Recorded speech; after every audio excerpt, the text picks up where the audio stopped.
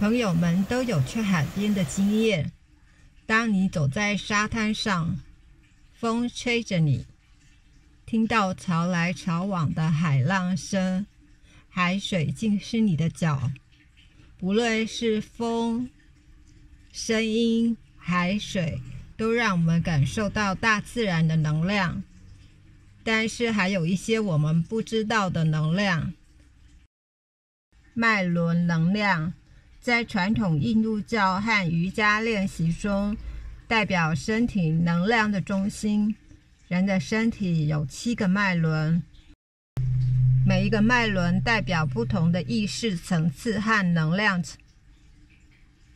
脉轮能量影响人的身体健康。在这支影片中，我示范用紫水晶制作简单的灵摆，来协助侦测脉轮的能量。